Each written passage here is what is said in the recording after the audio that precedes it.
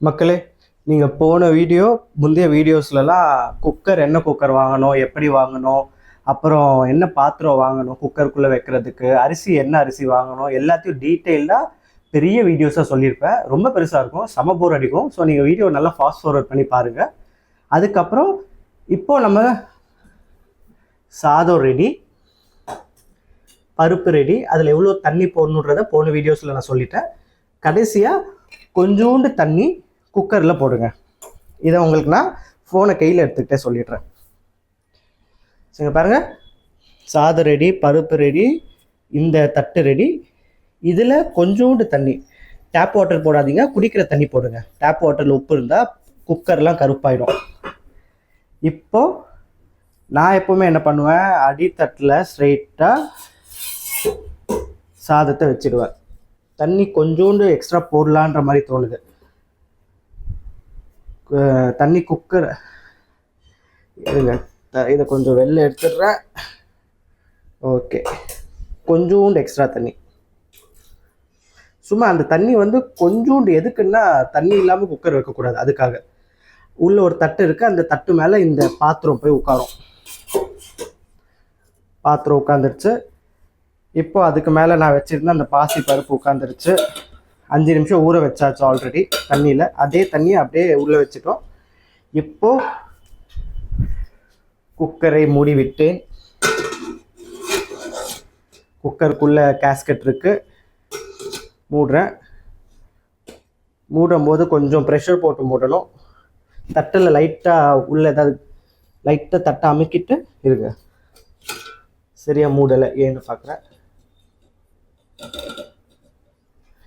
ஒரே நிமிஷம் இருங்க. என்னடா நடக்குது, தட்டை மாற்றிக்கிட்டு வச்சுக்கலாம். ஒரே நிமிஷம். தட்டெல்லாம் கரெக்டாக தான் இருக்குது.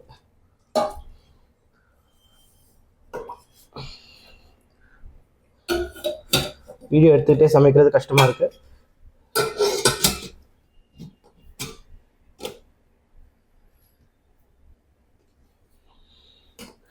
ஸோ குக்கரை மூடிட்டேன். இப்போ அங்கே பார்த்தீங்கன்னா ஓரமாக இண்டக்ஷன் ஸ்டவ் இருக்குது பாருங்கள். நான் எப்போவுமே ஸ்டூல் மேலே ஸ்டவ் வைக்க மாட்டேன், தரையில் தான் வைப்பேன். அதுக்காக ஒரு எக்ஸ்டென்ஷன் பாக்ஸ் ஒன்று வாங்கிட்டேன். ஏன்னா சின்ன ஸ்டவ்வு. ஃபஸ்ட்டு அதை நான் இண்டக்ஷன் ஸ்டவ் மேலே வச்சிடுறேன். வச்சதுக்கப்புறம் உங்ககிட்ட திரும்ப வரேன். ரிவர்ஸ்லேயே போகிறேன்னு பார்க்காதீங்க. என்னென்னா பேண்ட் லைட்டாக வந்துருச்சு. ஸோ இண்டக்ஷன் ஸ்டவ்வில் வச்சாச்சு. கையில் விசில் அந்த வெயிட் எடுத்தாச்சு. இண்டக்ஷன் ஸ்டவ் ஆன் ஆகிடுச்சு. நான் ஃபஸ்ட்டு எவ்வளோ வைப்பேன் பாருங்கள். டெம்பரேச்சர் நான் ஃபஸ்ட்டு 60 வைப்பேன். லைட்டாக ஸ்டீம் வரும். ஸ்டீம் வந்ததுக்கப்புறம் நான் வெயிட் எடுத்து உள்ளே வச்சிடுவேன். வெயிட் எடுத்து இது மேலே வச்சிடுவேன். அதுக்கப்புறம் இந்த 600 1000 மாற்றுவேன். இப்போதைக்கு நான் 600 வச்சுக்கிறேன். நிறைய பேர் இண்டக்ஷன் ஸ்டவ்வோட 2000 3000 டிகிரிலாம் வைக்கலான்னுவாங்க. எனக்கு அதிலலாம் விருப்பம் இல்லைங்க. அடியில் தீ வைக்கிறது அவ்வளோ ஸ்பீடாக வச்சா என்னதான் புது குக்கராக இருந்தாலும் எதாவது ஆகும். ஸோ நல்லா ஸ்டீம் வந்ததுக்கப்புறம் நான் அதில் இந்த வெயிட் வைப்பேன். வெயிட் வச்சதுக்கப்புறம் பெரிய விசிலாக 5 விசில், சின்ன விசிலாக 6 7 விசில் வரும்போது இன்னொரு நெக்ஸ்ட் வீடியோவில் பார்ப்போம். பாய்.